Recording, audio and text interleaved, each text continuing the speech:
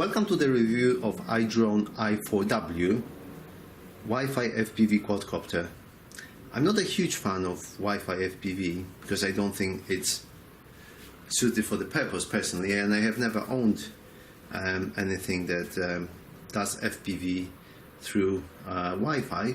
But when Gilbert approached me and asked me if I want to do a review, I thought, yeah, why not give it a go and see whether I can be nicely surprised or not. We'll see how it goes. This review will be divided in two parts. The first part will be quick overview of what we have in the package and test flight, and the other part will be test of FPV and see whether it's actually usable and how well it works.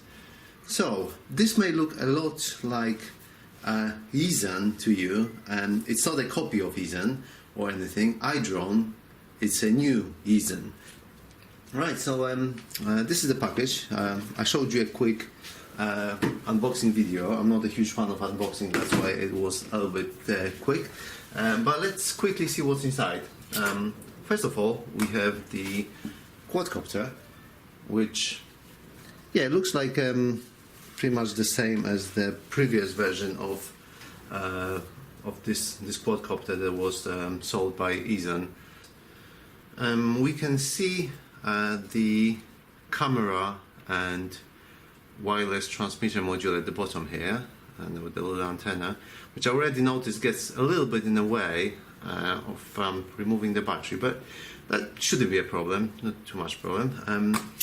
The nice thing about this little bird is that it comes with this battery here, and also it comes with the second battery. So that's something that you don't normally get with many manufacturers. You normally get just one cell. So this is good. This is 350 milliamp battery and it's rated 25C. This one is exactly the same as expected. So obviously, apart from batteries, we need to have a charger to charge our batteries. And that's another nice surprise for me. It's this little thing. Seems like a proper charger. I don't think these have any over voltage protection built in. Maybe they do. I can double check later. But anyway, this will allow you to charge both batteries at the same time, and you can also charge two small micro JST batteries with those connectors. So that's a nice touch, a little bit of extra, so that's quite good. Apart from that, we get the usual screwdriver. We also get a set of props, spare props.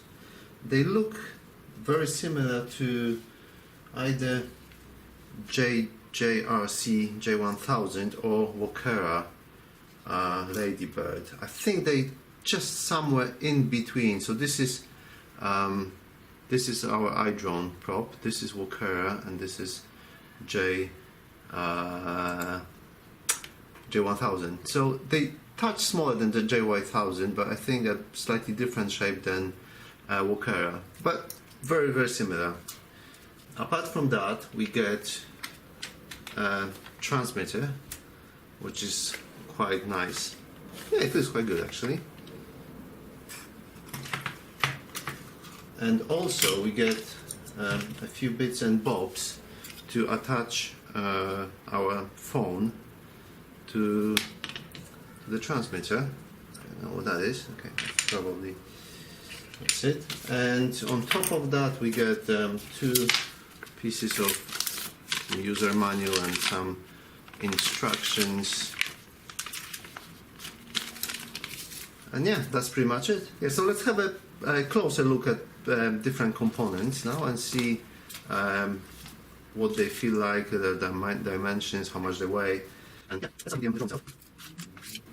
Okay, as I mentioned earlier, this little antenna gets a little bit in the way of putting the battery, but I guess once you put it in and out a few times, that won't be an issue.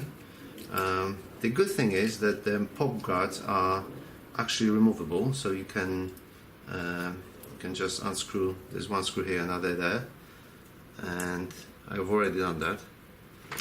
So you can You can get rid of that if you want. So it's fairly easy. Plus, obviously, there is a screwdriver provided, so that's not an issue. The size of this thing is probably about 90 millimeters. Let me just say 90.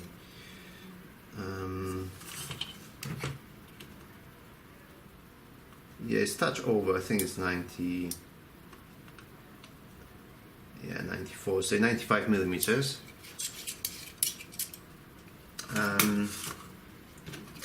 The prop.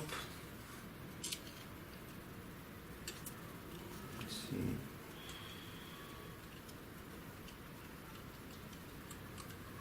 It's 56 millimeters.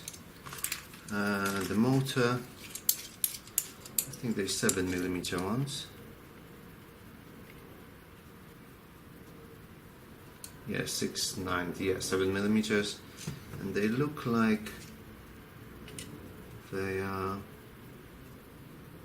Yeah, I can see that it goes well there. So they are 7 by 20 millimeters motors. Don't know who makes them, but as soon as I open the quadcopter, I will be able to confirm.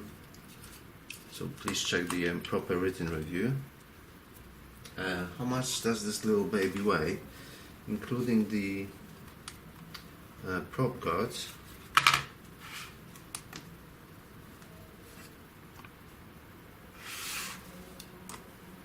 We get to 50 grams.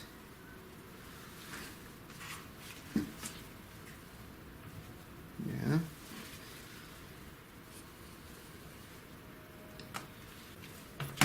Okay, so as I mentioned earlier, the battery is 350 milliamps, 25C. It weighs just over 12.5 grams. And the dimensions are as follows. Okay, 20 millimeters wide, 40, yeah, between 40.5 millimeters long, and 8 millimeters thick. It's going to be thicker on this side. So if you're looking for replacement batteries or spare ones, that's your dimensions. Okay, so that's a quick look what's inside the box, and let's just take it for a spin and see how it flies, and I will be back with more information. Okay, let's see how it flies. It starts with low rates. This is the lowest. Ooh, there's lots of drift. This wind is quite bad. Let me just get it back to where you can see. Okay, so the slow is really anemic. The lowest rate. Okay.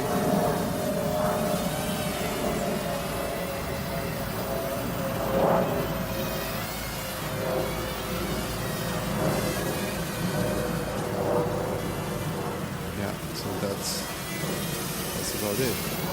Let's go to the middle one. Okay, so your rate obviously changes with the speed, and that's the fastest. It's actually not bad. I would say anything below 100% is pretty much, at least for me, I wouldn't fly it like that. It's just too slow. Unless this is for slow FPV action, then maybe it can help. Okay. That's the funnel. The other way.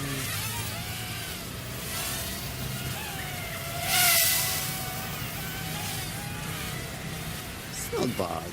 It has kind of this Hobson-like feel to it. I don't know if you know what I mean. It's a little bit mechanical. Kind of. It's like not very soft. It's like flying on rails. I don't know, it's good. It's a bit wobbly, but it's partially because of the wind, I would say, and partially because I'm not used to this controller.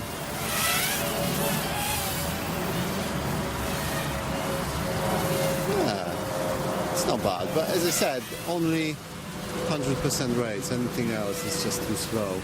Let's see how it flips. Got a bit of wind, I guess.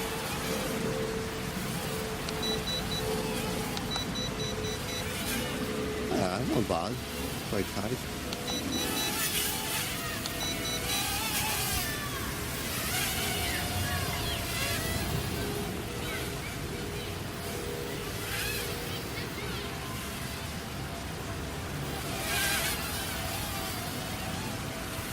Yeah, there is a little bit of a wobbliness on high-speed maneuvers, but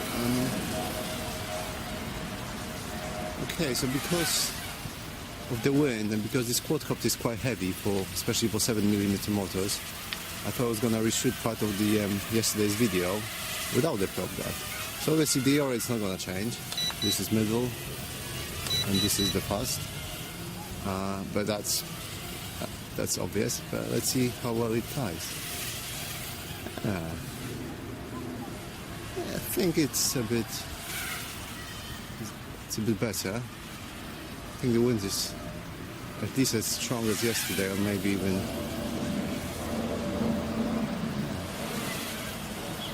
Yeah, so I would suggest, if anyone is thinking about flying this thing outdoors and doesn't need prop guards, just to get rid of them, you can save about 4 grams. And I think that's quite a lot.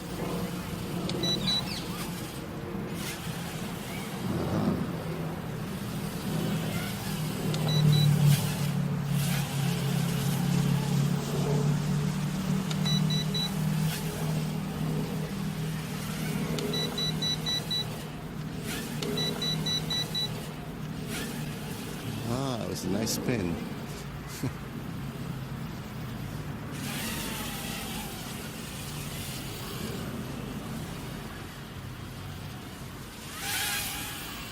So I think it's a bit less wobbly.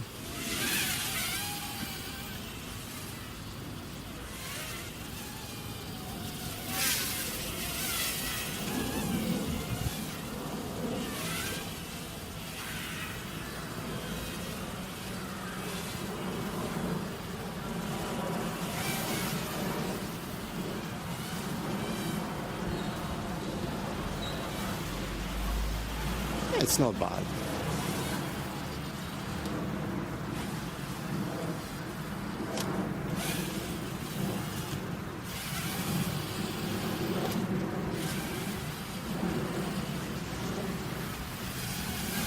It's definitely better than yesterday. Not a huge difference though, don't expect this suddenly. Oh, getting some wind. Ah.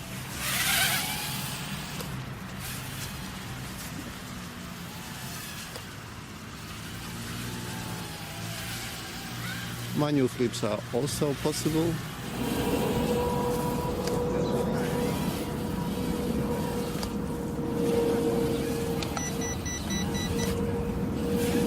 That was a nice spin.